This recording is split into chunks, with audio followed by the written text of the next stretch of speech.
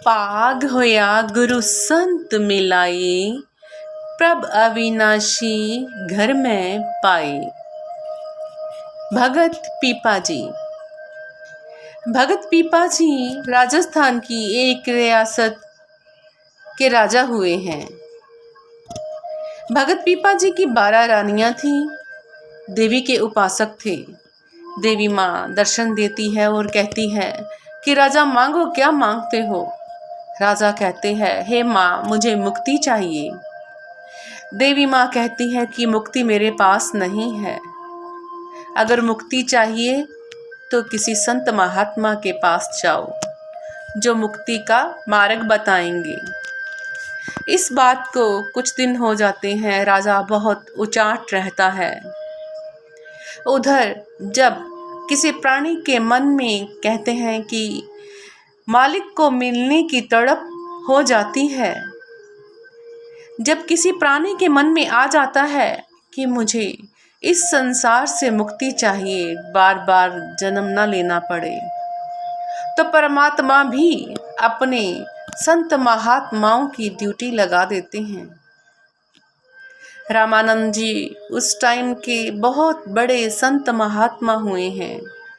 रामानंद जी अपने शिष्य धर्मानंद जी से कहते हैं कि तुम जाओ राजा पीपा के पास, कुछ संतों को लेकर जाओ साथ में। धर्मानंद जी वहाँ जाते हैं। जब राजा खाना परोसता है, खाने का पहला निवाला अपने मुंह में डालने लगते हैं, धर्मानंद जी जो तो कहते हैं कि राजा पीपा तुम्हारे गुरु कौन हैं। राजा पीपा कहते हैं कि मैंने अभी गुरु धारणा नहीं की। धर्मानंद जी खाना छोड़ देते हैं, कहते हैं कि यह खाना दास दासियों को दे दो। हम नगुरे के हाथ का खाना नहीं खाते, नगुरे के घर से खाना नहीं खाते। राजा बहुत दुखी होता है और धर्मानंद जी से पूछता है कि गुरु कौन है। धर्मानंद जी कहते हैं कि गुरु वो ज्ञान है जो अंधेरे से प्रकाश की ओर लेकर जाता है। गुरु वो है जो हमें इसी शरीर के माध्यम से ही परमात्मा का दर्शन दिखाता है। गुरु वो है जो आत्म ज्ञान देता है। गुरु ईश्वर से भी बड़ा होता है। ईश्वर भी गुरु की उपमा करते हैं। अगर तुम्हें गुरु से मिलना है तो इस जगत में रामानंद जी बनारस में गंगा नदी के तट पर एक आश्रम में हैं, तुम उनसे जाकर मिलो। राजा पीपा धर्मानंद जी के जाने के बाद अपनी रानियों और लो लश्कर के साथ रामानंद जी के पास जाता है। धर्मानंद जी जब उनको देखते हैं तो रामानंद जी से कहते हैं कि राजा पीपा आया है गुरुदेव। गुरुदेव कहते हैं राजा पीपा नहीं, भिखारी आया है, वापस कर दो इसको। धर्मानंद जी राजा पीपा जी से कहते हैं कि जब गुरु के पास आना हो तो अपने अहम को पीछे छोड़कर आना चाहिए। गुरु के पास आम व्यक्ति बनकर आओ, अपने लो लश्कर मत दिखाओ। तुम क्या हो, कुछ भी ना बनकर आओ कि मैं कुछ भी नहीं हूँ। राजा पीपा वापस चला जाता है और अपनी पत्नी सीता के साथ आता है आम व्यक्ति बनकर। गुरुदेव फिर कहते हैं कि अभी वहीं रहने दो, अंदर मत आने दो। राजा पीपा कहता है कि मुझे गुरुदेव से मिलना है। गुरुदेव कहते हैं कि इतनी जल्दी क्या है, जाओ उस कुएं में छलांग लगा दो। राजा पीपा अपनी पत्नी सीता के साथ भागकर छलांग लगाने लगता है तो गुरुदेव रोक लेते हैं और कहते हैं कि थोड़ी देर रुको, क्योंकि उस टाइम महात्माओं को प्रसादा खिलाया जा रहा था। खाना खाने के बाद जहाँ पत्तल गिराए जा रहे थे वहाँ राजा पीपा खड़ा था। पतलों के नीचे दब जाता है राजा पीपा। आंखें बंद करके गुरुदेव के दर्शनों के लिए व्याकुल हुआ। उनके दर्शनों की प्यासी सीता और राजा पीपा वहीं व्याकुलता में खड़े रहते हैं। बाद में रामानंद जी बुलाते हैं। रामानंद जी देखते हैं कि ये अब अपनी मैं को छोड़कर आया है, नाम दान देते हैं और कहते हैं कि जाओ, 18 वर्ष का जब तुम्हारा बेटा हो जाएगा तब तुम आना, अभी तुम अपना कार्यकाल जो राजभाग है उसको संभालो। उधर राजा चला तो जाता है, लेकिन व्याकुलता यही रहती है कि मेरे दर से धर्मानंद जी बिना खाना खाए चले गए थे। एक दिन धर्मानंद जी आते हैं तो राजा पीपा कहता है कि मेरा अब पुत्र 18 वर्ष का हो गया है, अब मैं राजभाग उसको संभाल कर गुरु के द्वारे जाना चाहता हूँ। उधर जब धर्मानंद जी गुरुदेव को बताते हैं तो गुरुदेव भी राजा पीपा को बुला लेते हैं। गुरुदेव श्याम नाम का सुमरन देकर राजा पीपा को द्वारकापुरी भेज देते हैं। वहाँ कुछ दुष्ट प्राणी राजा पीपा को कहते हैं कि द्वारकानाथ तो समंदर में रहते हैं।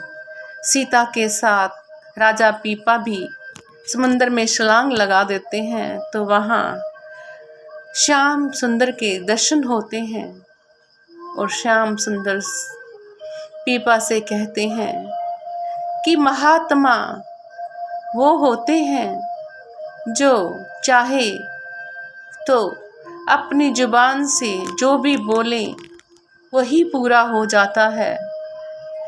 अगर किसी से खुश हो जाएं, जो अपनी जुबान से वर दे दे वो पूरा हो जाता है। रुष्ट हो जाएं तो जो वो कहते वही नाश भी हो जाता है। महात्मा परमात्मा का ही रूप होता है।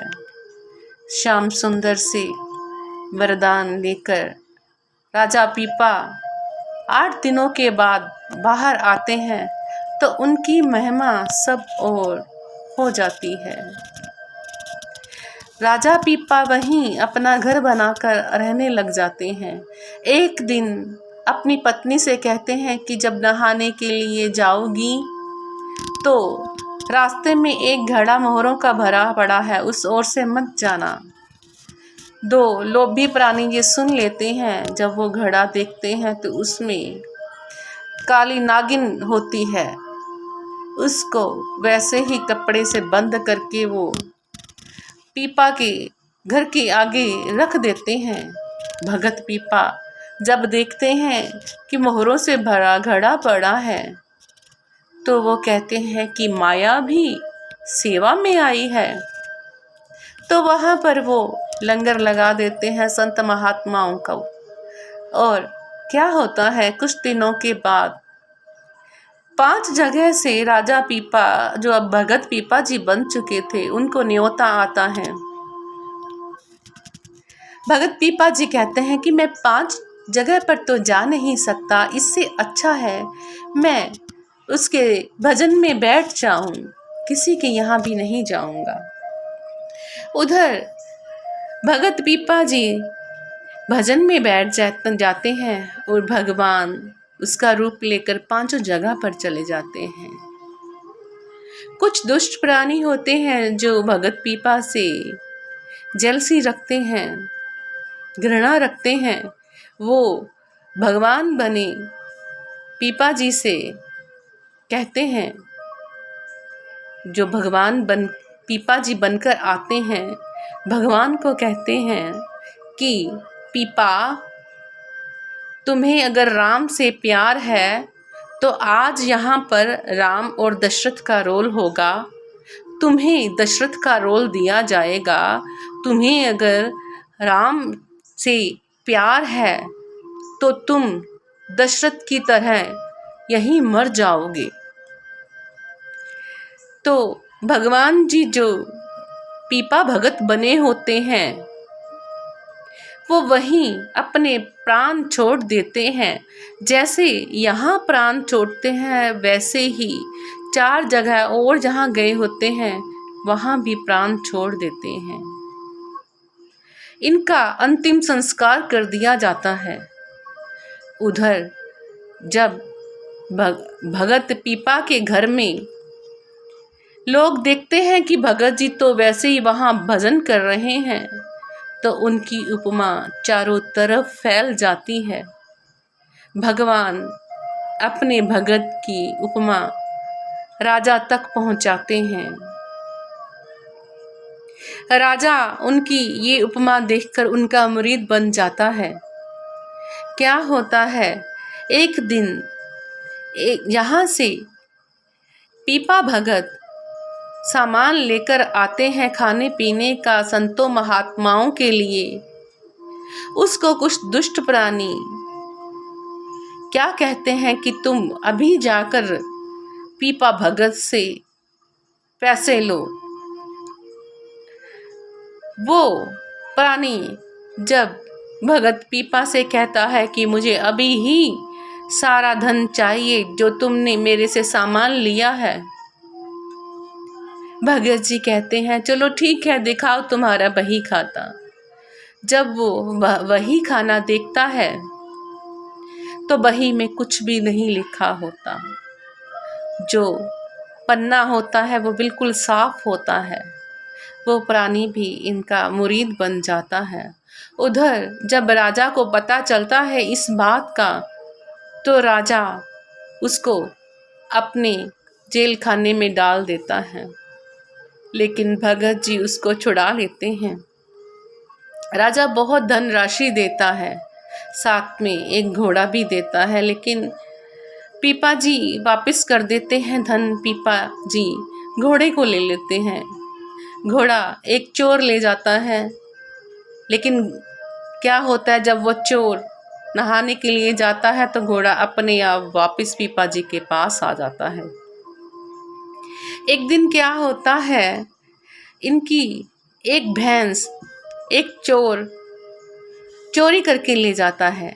राजा पीपा जी, भगत पीपा जी देख लेते हैं और उसको आवाज़ लगाते हैं कि रुको रुको, ये इतना दूध नहीं देती, ये मेरी 2 भैंसें हैं, इनको ले जाओ। ये दूध ज़्यादा देती हैं।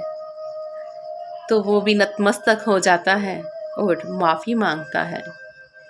ऐसे थे भगत पीपा जी।